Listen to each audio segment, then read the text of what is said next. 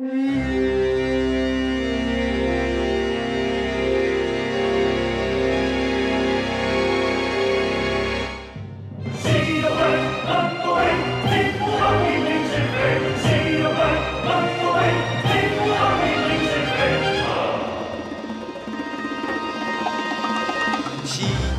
怪玩魔鬼，金箍棒你平是非。我眼睛睛看天下，眨眨眼不皱眉。是妖怪玩魔鬼，金箍棒你平是非。我眼睛睛看天下，眨眨眼。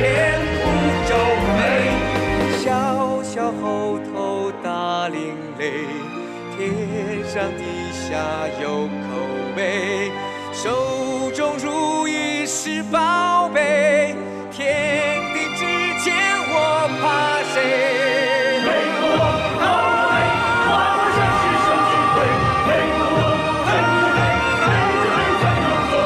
天地之间我怕谁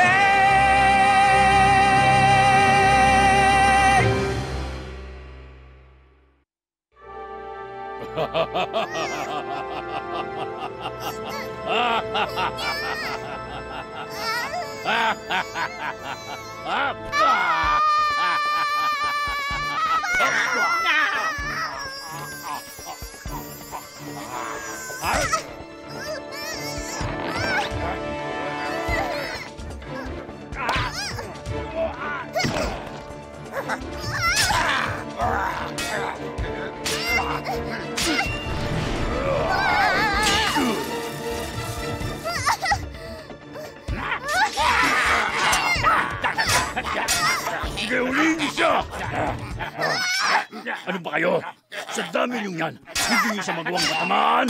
Ganito, kung sino man makahuli sa kanya, bibigyan ko ng malaking pabuya. Pabuya?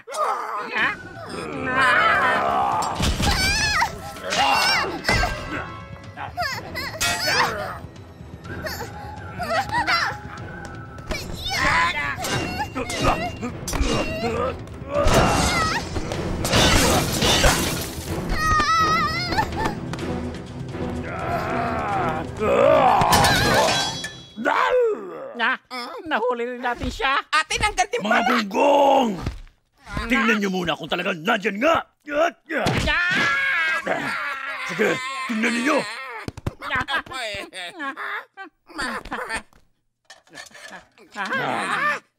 Pasensya na kayo, Haring Habok. Ang bunga kala namin, narito talaga siya.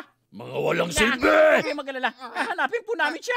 Ganun na lang po, Haring Habok. Hanapin namin siya.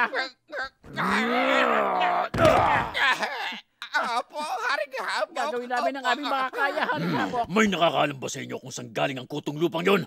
Sino mang makasagot ay may gantimpala sa akin. Dahil kung wala, lahat kayo mapapahamak. Wala po nakakaalam. Alam niyo ba yun? Anong nangyari sa inyo? Bakit parang lahat kayo ay nagbistulang mga pipi na? Nako, walang duda, Haring Habok. Na ang kutong lupang yun nagmula sa wako. At kakampi niya yung batong unggoy. At maging iba pang mga unggoy. Magkakasabot sila. Bakit ka ba singit ng singit? May kutong singit na singit eh. Ano ako? Pwede ba tumigil kayong dalawa? Anong ginagawa niya rito at bakit sumulpot siya? Haring Habok, walang dudang pinadala siya rito ng mga unggoy na yun para mag-espiya sa atin. Baka nangangalap siya ng impormasyon tungkol sa inyong kaharian. Sumusobra na mga unggoy na yun. Talagang hindi ko sila mapapatawad. Susugurin natin sila! Susugod tayo! Susugod tayo! Sugod! Susugod tayo! Sugod! Hindi nila ako pwedeng mahuli dahil pag nagkataon, hindi na ako makakabalik sa dati. Pakawalan mo ako. Wala akong kasalanan. Kailangan ko makabalik sa pinanggalingan ko. Parang awa mo na.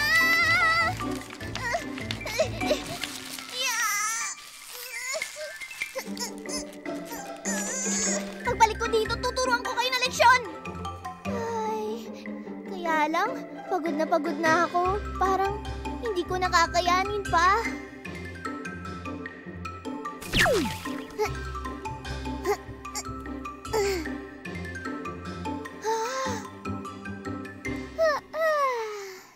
Salamat naman at nakalanghap na ako ng sariwang hangin. Makakapagpahinga na rin ako. Oh?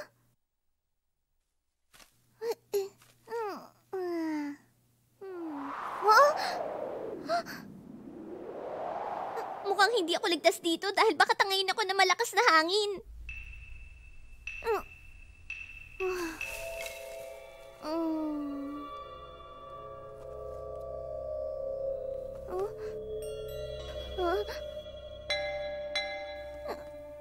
Hindi ako ligtas dito.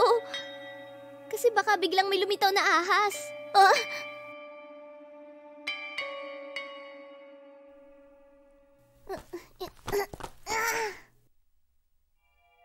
Ay, salamat. Mukhang makakatulog na rin ako sa wakas.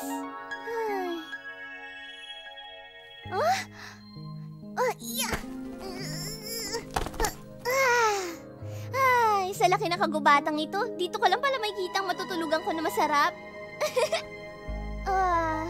Makakatulog na rin ako sa wakas.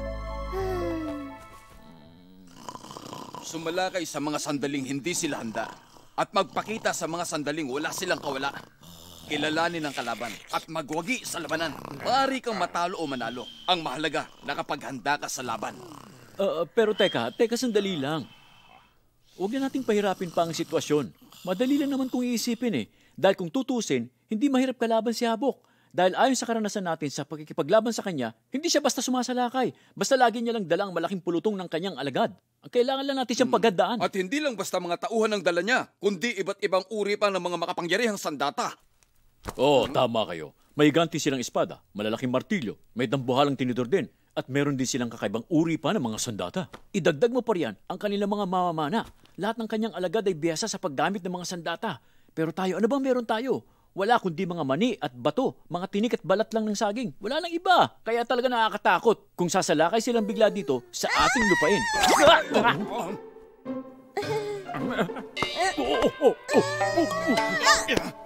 Ano bang problema niya? Pasensya na po kayo. Nagbantay kasi ako magdamag. Wala pa akong tulog, kaya nahulog ako sa sanga. Alam nyo, sa totoo lang, marami na sa atin ang pagod. Kaya kung napapansin nyo, halos karamihan sa ating kasamahan ay natutulog dahil sa sobrang pagod. Ang mabuti pa, sige, magpahinga na muna ang lahat at maghanda ng mga kain. Kumain na kayo! Kumain muna ang lahat bago kayo magpahinga uli! Sige lang, kumain na kayo mga kasama!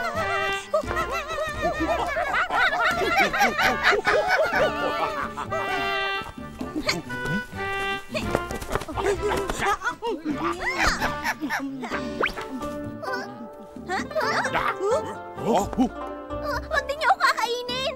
Berde at matigas na ang aking laman. Magkakarukay naman siya sa katawan. Ang daming unggoy dito. Marahil ay nandito ang aking tagapagligtas. Sino sa inyo unggoy na nagmula sa bato? Ikaw ba yun? O ikaw? Siguro ay ikaw yun!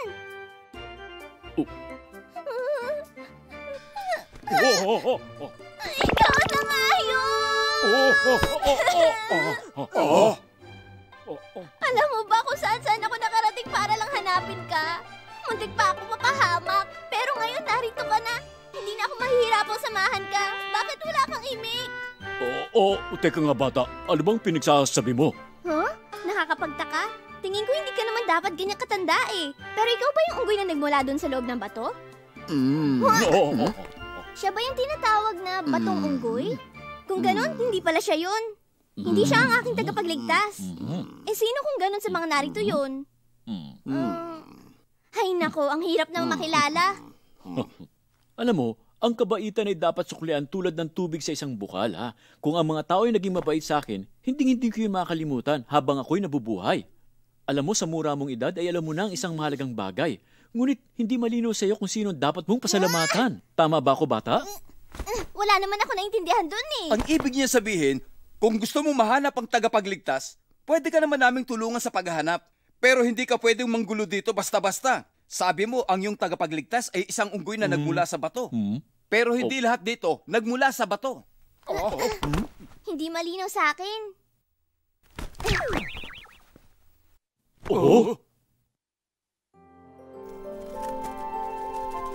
Gusto ko lang namang malaman kung nasaan yung unggoy na nagmula sa bato eh. Sa kabila ng pagsisikap ko, ay hindi ko pa rin talaga siyang magawang makita. Huh?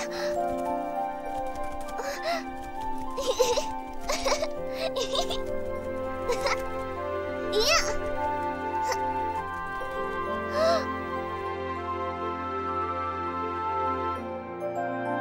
Tagapagligtas ko! Nasaan ka? Gusto ko lang sana magpasalamat! Aray! Sino yan, ha? Hindi mo kailangang matakot. Kasi kung duwag ka, hindi ka dapat gumagala sa kabundukang ito. At sino ka naman? Isa ka lang namang unggoy. Ikaw ba ang bumato sa akin kanina? Oo, ako nga yun. Bakit ba? Wala kang awa! Ang lead-lead ko para batuhin mo ng ganon. Talagang ang sama-sama mo! Hindi maganda yung asal mo na kung saan-saan ka lang nagtatapon ng kung ano. Lalo na sa napakagandang lugar tulad ditong kabundukang ito. Alam mo, ang lakas ng boses mo. Naistorbo mo na nga ang pagtulog ko kanina tapos ganyan ka pa magsalita. Sino may sabi pwede kang matulog dito?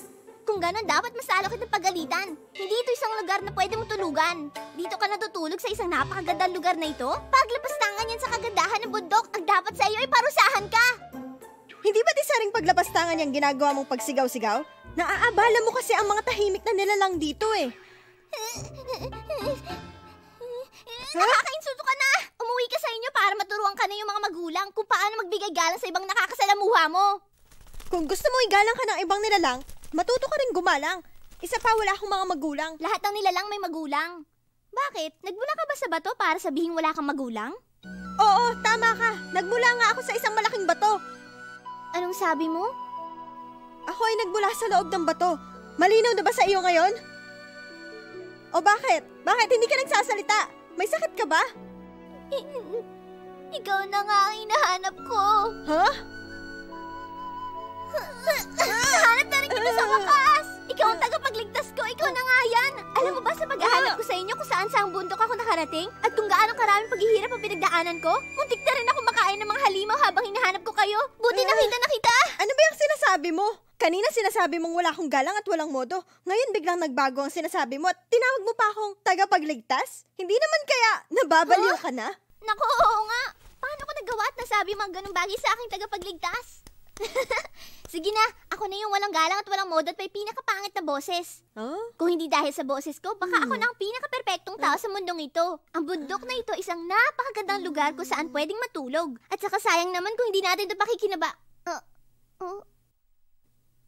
Tagapagligtas! Nasaan ka na naman? Saan ka pupunta, ha? Basta, kahit saan ka magpunta, susundan kita para may makatulong ka. Ayos ba yun? Huh? Tagapagligtas! Basta kahit saan ka magpunta, sasamahan kita.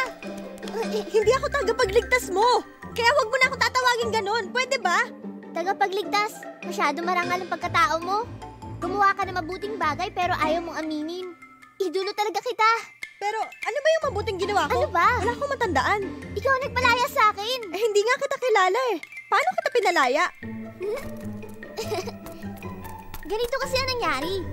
Isa akong uri ng prutas na nasa isang puno. Unti-unti ay nahihinog na ako. Nakakabagot din ang buhay ng isang prutas, ha? At nakakapagod din minsan, nakakangawit, pero ayos lang kasi malalaglag din ako isang araw. Pangarap kong malibot ang kabuuan ng kabundukan. Kaya nga hiniling ko na may isang tagapagligtas na magbibigay laya sa akin mula sa punong yun para maging ganap lang aking pagiging ginseng. At walang kaatog-atog, bigla na lang nanginig ang lupa at nagkagulo sa kabundukan. Naaalala mo na? Isinilang ka mula sa malaking batong yun, lumindol na malakas at naalog-alog ako. Kaya sinamantala ko yun para mahulog mula sa puno at talaga natakot ako noong una. Masakit noong una pero tinis ko na lang yun. Ayan, naikwento ko na ang lahat na nangyari, ah. Alam mo, nakalaya ka mula sa puno dahil sa malakas na paglindol at hindi dahil sa akin. Wala akong kinalaman doon. Hindi totoo yan! Kung hindi dahil sa'yo, baka nakain na ako ng kusino lang at saka...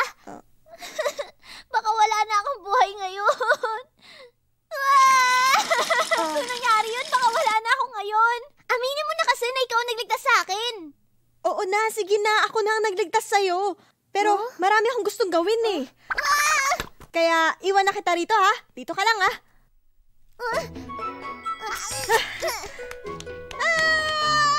Sandali! Hintayin mo ako! Kamusta uli?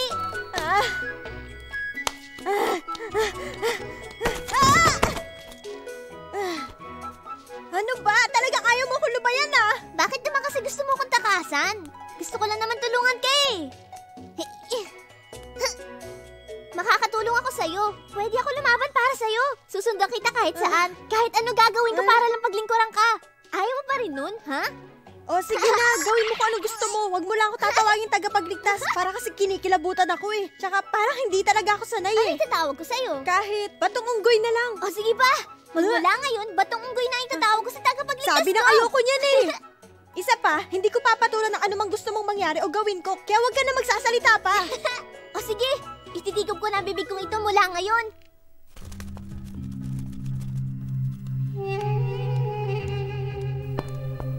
Oh, batong unggoy.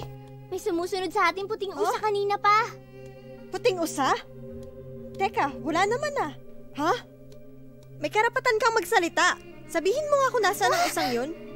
Kapag bumabagal tayo, bumabagal din siya. Ayun siya, oh. Huh? Hoy! Sandali lang, usa! Bumalik ka rito!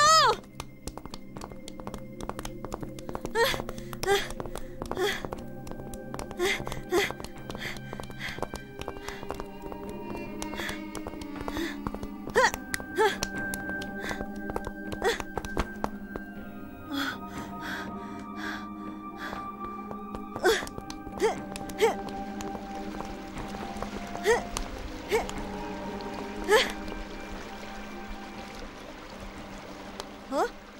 Anong lugar ito? Sa wakas, nawalaan na rin ang kutong lupang yun. Ano nakakatawa ba tong unggoy, ha? Wala naman. Tayo na. Bisitahin natin ang mga kaibigan ko. Oh? May mga kaibigan ka dito? Kagubatan na ito, dito? ah. Alam mo bang Naku may po. nangangain ng isang gaya mo rito? Humanda ka. Ah! O sige, ako na lang mag-isa ang papasok dito. Ah!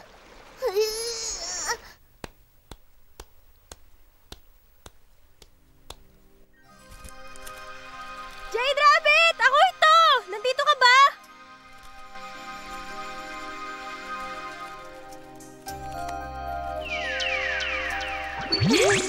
Kumusta na ang iyong lolong hari? Magaling na siya at salamat sa kabuting binigay mo sa akin. Yun ang nakapagpagaling sa kanya. Salamat talaga sa iyo ah. May ibibigay pa ako sa kanya. Uy, talaga? Tsak na, lalo siyang gagaling sa mga binigay mong ito. Maraming salamat talaga sa mga ito. Wala yan. Isa pa, magkaibigan tayo. At ang magkakaibigan ay nagtutulungan. Sino ka? Wala ka na ba itong pumasok sa akin lumayin? Pakiusap! Huwag mo nang gagawin uli yun! At sino ka ha? Kaibigan ko ang batong unggoy na yan, gaya mo. Totoo ba yun? Siyempre, totoo yun. Hindi lang isang matalik na kaibigan batong unggoy, siya rin ang tagapagligtas ko. Ang pagdating ng aking tagapagligtas ay nagsimula sa isang malakas na ingay. May isang gintong nakakasilaw na liwanag ang nagmula sa bundok at pagkatapos ay biglang yumanig na malakas sa kabundukan at lumabas mula sa loob ng isang bato ang aking tagapagligtas. At ako ay nakalaya mula sa pagkakagapos sa puno. At mula noon ay nakamit ko ang kalayaan. Sandali lang. Sinasabi mo bang nagkaroon ng pagyanig sa kabundukan ng isilang itong sinasabi mong batong unggoy? Ganun nga. Nagkaroon ng malakas na pagyanig kaya naman nakalaya ako mula sa punong yun. Bali sinasabi mo na siya yung nanggaling mula sa loob ng bato? Kung ganon, ikaw pala ang sumira sa aking pagsasanay. Ikaw ang may kasalanan kung bakit ako tinubuan ng mahabang mga tela. Ang tagal kitang hinanap, ikaw na din pala mismo ang magdadala sa sarili mo sa akin. Niloko mo ba ako? Tinuri pa man din kitang kaibigan ko. Tingnan mo! Ano bang sinasabi mo? Huwag ka na magkaila. Ang isa sa inyo ay nagkaroon ng bagong buhay, habang ang isa naman ay nakamit ang kalayaan. Teka!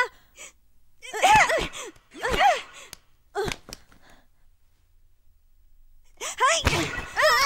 Ano nangyari? Meron ba mali sa sinabi ko?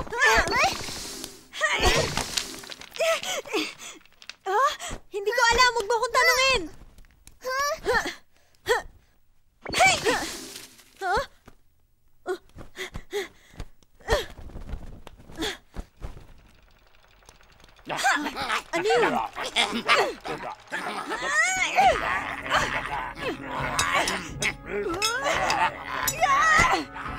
Nasa panganib si Lure!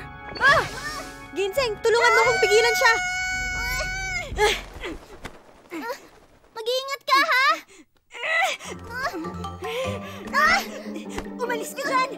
Kung hindi, mas malilintikan ka sa akin! Umalis! Saan ako malilintikan? Basta hindi ako bitaw!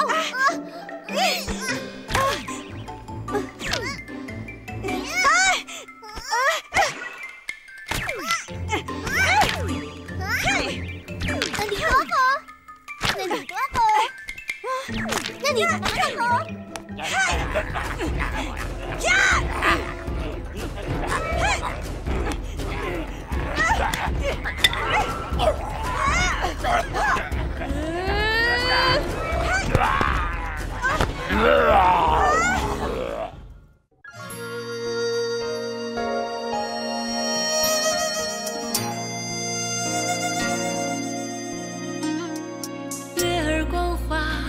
谁收？